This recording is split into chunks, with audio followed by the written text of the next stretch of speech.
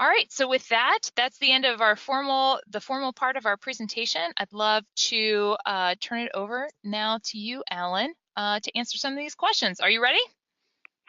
Standing by. All right. Okay, so first question, what do you have in mind in terms of relevant work experience? Okay. So generally, what we'll be looking for are folks with experience in an engineering field, science, or healthcare. And the healthcare field is broad, so things like nursing or therapy or pharmacy, public health, or medicine. So I think, generally speaking, that's the kind of background we're looking for: experience in engineering, science, or healthcare. All right, great. Um, Alan, I think I know the answer to this question. So I'll ask it and feel free to pitch it back to me. Do you have basically a full-time option? I'm guessing like a full-time residential offered through the Homewood campus. Right. So this program is fully online, Mm-hmm. and so then there is no, I guess, equivalent in residence program. Um, Cheers. in healthcare system, right? I will say that we, in our civil engineering program, we do have faculty that's engaged in systems-related research. And I think that some of them have looked at kind of healthcare-related issues. Alan, I don't know if you've had any interaction with that faculty. So there may be opportunities to do similar study through that program. But it would be an entirely different program. It's not the same set of coursework. Correct. For anyone who's interested in that program, you can find more information by visiting engineering.jhu.edu. That gives you information on our full-time graduate programs that are conducted in residence at our Homewood campus in Baltimore, Maryland. Will these slides be available after the webinar? Yes, they will be. We are recording tonight's presentation. And so once we're after the presentation, we'll clean it up, we'll chop up the material a little bit so it's easier to navigate. And once we've posted it online, we will email the URL out to you. Next question, what differentiates? I'm going to ask this question, but what differentiates a certificate from a master's degree upon completion of this program? Alan, the only program that we are offering at this time in this discipline is a master's degree, correct? Correct. So just as a reminder, there's no certificate option in this discipline at this time.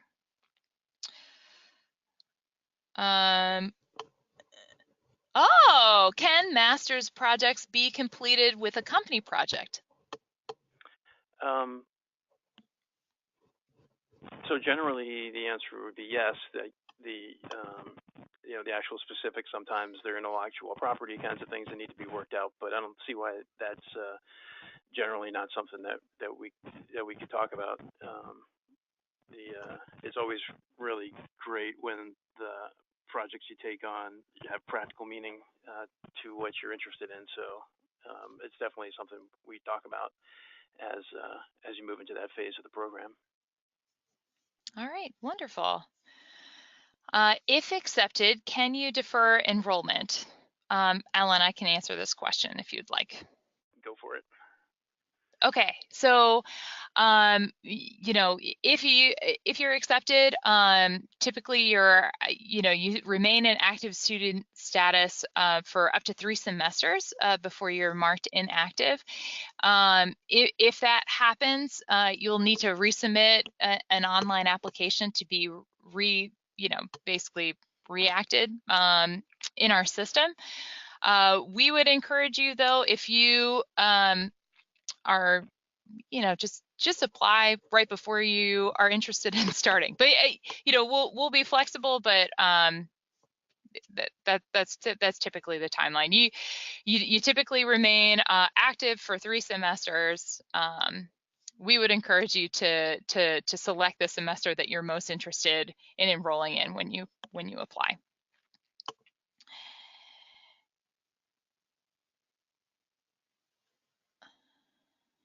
Okay, give me 1 second here, Alan.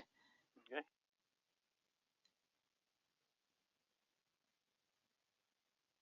Oh, this is a great question. Are allied healthcare experience accepted, such as a degree in healthcare informatics, but no clinical experience? Yeah, sure. Great question. The clinical experience is definitely not required. Something like healthcare informatics is definitely something we would consider. The reason for that goes back to that original slide that I spoke to about all the different disciplines that need to come together to come up with solutions. And healthcare informatics, particularly today, is an important one. And so, absolutely, that's definitely a background experience that we would consider. All right. All right, next question. There are courses still in development. Can we plan on taking these courses or expect these courses are not available? Not being available. So there are courses that are still in development just because we're early in the evolution of the program, but all the core courses are currently in development. Several of them are finished and ready to go. So that's and the electives that we have available for enrollment are existing courses that are already developed as well. So there's an existing course set of requirements or courses to be able to enroll in, as well as these electives. All right. Great.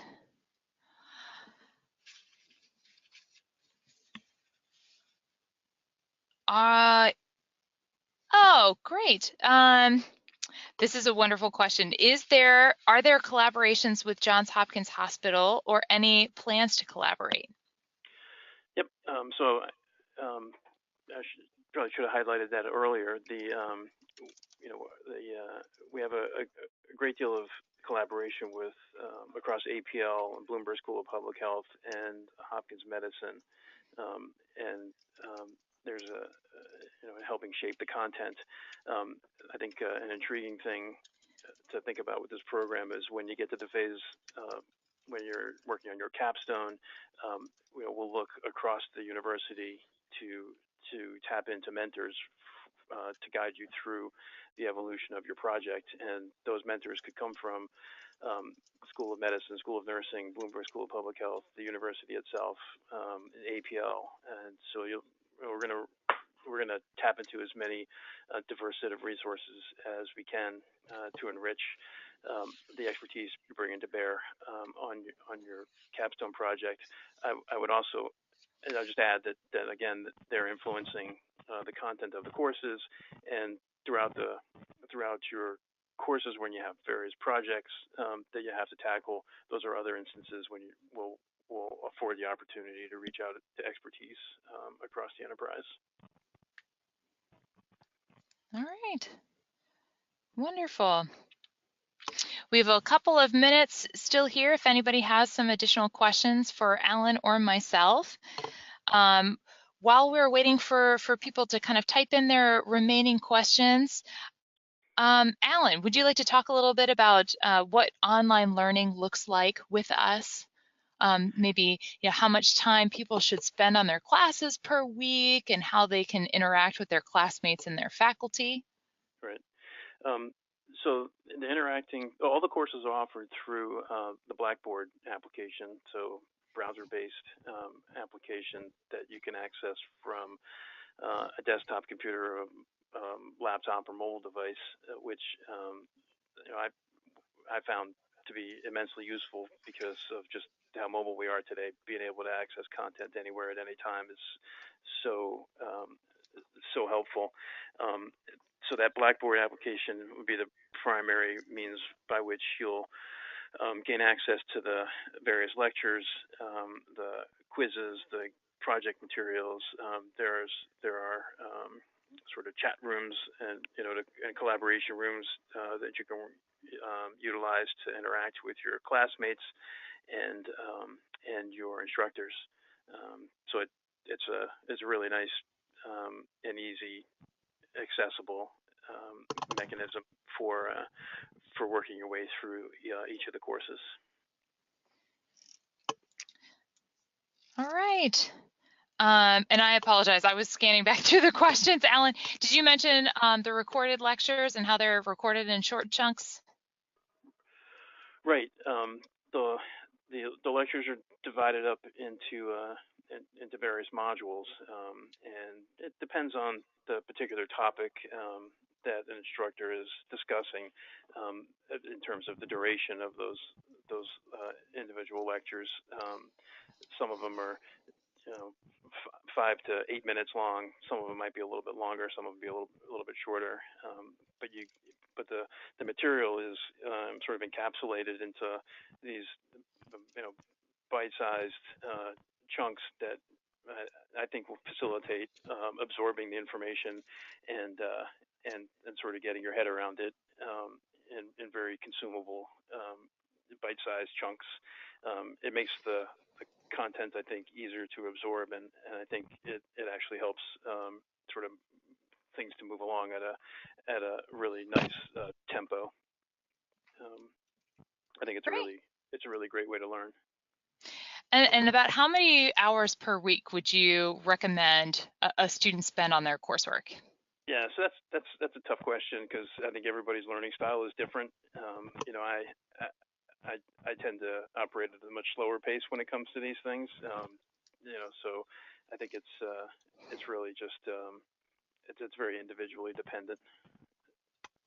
I mean, you may have some experience with some of the other master's degree programs through EP to judge, Sure. but. Sure, I think that we typically tell what I've heard other chairs say about their coursework is maybe about 9 to 10 hours per week. Or so it's like somewhere in the realm of like anywhere between 6 to 10 hours. It really depends, like you said, on the individual learner. And with that, I mean, we, course load is also a factor in that as well. I know, Alan, that I've heard other chairs kind of discuss how for somebody who is a full-time working professional, if they're just starting out, just starting the program, many chairs will recommend that they only start with one course a semester and then kind of see how that fits with their personal life and work commitments. Is that what you would recommend for your students as well? I think so. That's really good advice. I know when I was considering a program like this, I did something just like that. Kind of experimented with one course, get my confidence that I could really take it on and figuring out what I need to adjust to make it work. So it's for some folks that have maybe more newly out of school and it may be an easier on-ramp to take more than one course, but there's certainly no harm in taking one initially. Great. And just, anyone who's sitting there kind of trying to do the math, like, when am I going to finish if I only take one course a semester? If you take one course a semester and you stay continuously enrolled, I mean, that's 10 semesters. So that's 3 years and 1 semester. So that's still a good amount of time. So the one question that somebody has chatted in, do you need a professional reference, any references for the application? So, Cheryl, I don't believe that's a requirement for application. Is that the... That's right. We typically don't require letters of reference for applications for our online and part-time programs. The only time that we've encouraged students to submit them is if they if their application maybe does not meet certain parts of the criteria. So Alan, I don't know if you feel the same way about your program, but I know that if for example, there's if your GPA is not as high, we've asked students to submit letters of of recommendation Hmm. as something that could potentially help strengthen their application. Right, right. Yeah, I completely agree with that. I think it's certainly a reasonable thing for us to consider. All right. This next question I can answer. Are there any tuition grants or scholarships for this program? Unfortunately, Hopkins does not have any scholarships or grants available for its online and part-time students. So, not through Hopkins. I will say, though, that there are other kind of associations and organizations out there that do offer fellowship programs that are available to online and part-time students. Earlier in the presentation, we talked about GEM, which let me read to you again, like the full name of it. It's the National Consortium for Graduate Degrees for Minorities in Engineering, GEM. They have fellowship programs, and the application deadline for that program is coming up. It's November the 13th. I know I just recently went to a conference and I learned that there's a SMART fellowship program that's offered if you're a federal, I don't know if it's a federal employee or a DoD employee. That sounds like a great fellowship program. Definitely check that out. So I don't know, do some research. There might be, there's lots of resources out there. Unfortunately, Hopkins itself does not have the fellowship programs.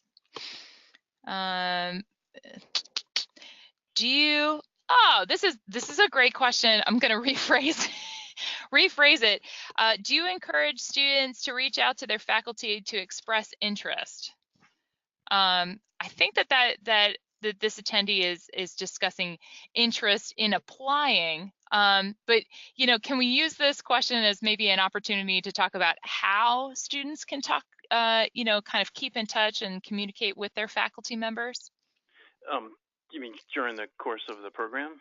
Or, yeah. Well, for example, like students are typically assigned an academic advisor, correct? Right. Yep. Exactly right. When you're accepted into the program, you'll be assigned an academic advisor to help you navigate through your degree program, and that advisor will be knowledgeable and savvy with understanding the various prerequisites and the course content, and as a working professional, as a system engineer or a healthcare professional, will know.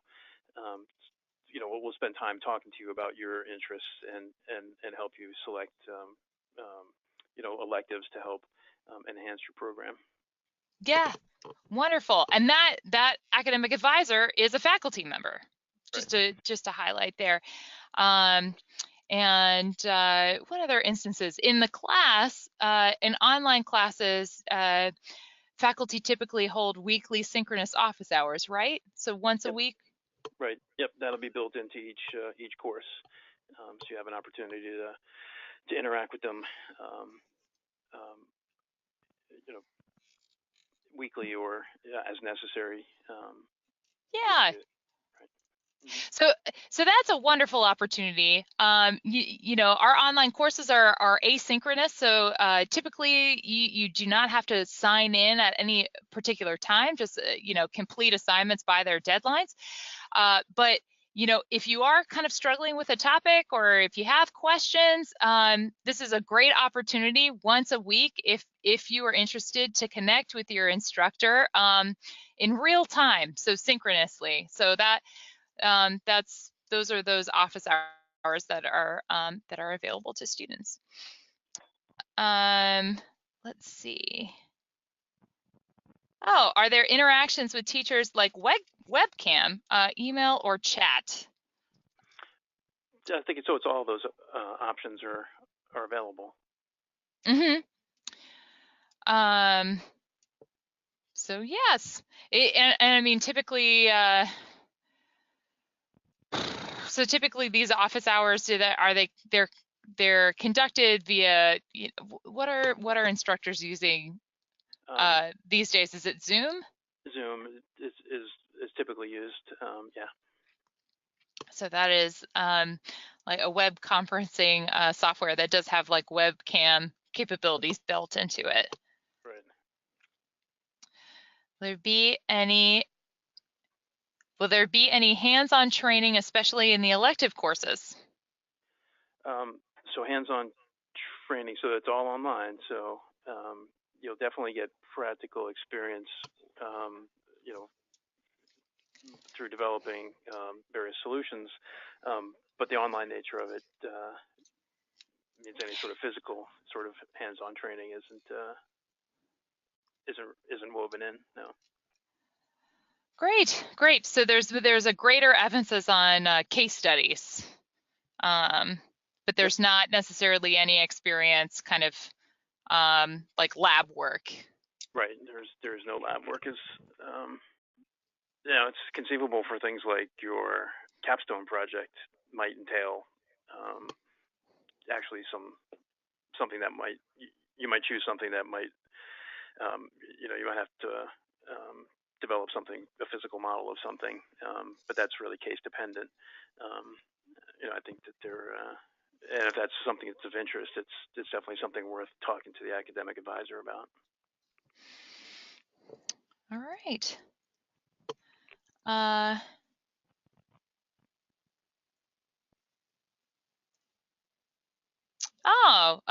Do you think this program is good for quality engineering? So I'm guessing that's quality assurance engineering, working at medical device company like Medtronic. Right. Yeah. So one of the things you'll get exposed to as you work through the course material are the subspecialties related to system engineering, and quality engineering is definitely one of those. So it is a topic that you get exposed to and learn how to apply system engineering principles and best practices to quality engineering. Other things will be related to things like risk management and reliability engineering, the operations research, human factors, the importance of project management tools and best practices like configuration management and maybe even proposal and writing are all things that will get touched on throughout some of the courses. All right, wonderful. And I think I accidentally skipped over a question. Sorry about that. Per transcripts, are digital transcripts accepted or online mail-in? So instructions on where and how to submit your academic transcripts can be found on that application URL. So real easy, ep.jhu.edu/apply is where you can find the online application. In the text above the form, it gives you all the instructions on where and how to submit your application or your academic transcripts. We accept both. So yes, we'll accept an official copy sent to us via snail mail. That's fine. We'll accept an official copy of your transcript sent electronically. So we are flexible in that. All right. Well, team, the time is 7:59, probably 8 o'clock right on the dot. We're coming up to it. Alan, if anyone has any follow-up questions, how would you like for us to send them to you? Would you like them to email me and I can forward them on to you? So that would probably be a good way to do it. I guess also on the website there's a link, right, for more information. Yeah, exactly. Exactly. So yes, if anybody has any follow-up questions after this presentation, you can feel free to email me. My email address is cheryl.williams@jhu.edu. Also, you could just respond to the email that you received this evening with your login credentials. That'll shoot that email directly to me, and I will forward on your questions to Alan. So thank you, everyone. The time is 8 o'clock. I want to really thank you so very much for your time. Thanks for spending an hour of your evening with us to let us give you a little bit more information on our newest program.